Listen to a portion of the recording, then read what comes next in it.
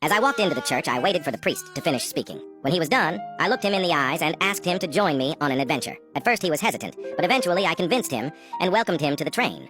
And just like that, our journey began. As I prepped my horse for the town, the priest stopped me. He said he would give me a blessing before I left. So he held the crucifix and shoved it in my face and said, "The Lord is with you." The priest's blessing gave me a massive confidence boost. So I hopped on my horse and started rounding up the zombies.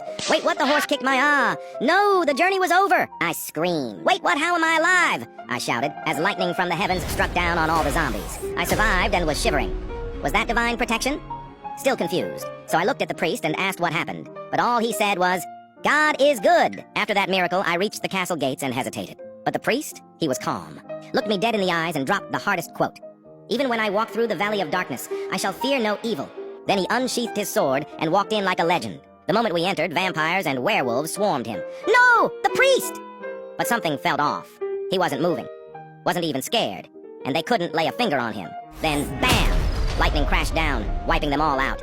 I ran to check on him, still standing. Not a scratch. It was like he had some kind of divine shield, holy armor, for a holy warrior. But suddenly the priest said, "His time has come." But before he ascended, I wanted to give him a gift, a mythical creature, a unicorn.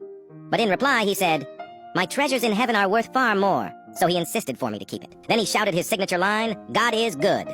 This was his final goodbye as he got struck by lightning. After I completed my journey, I paid him a visit at his grave.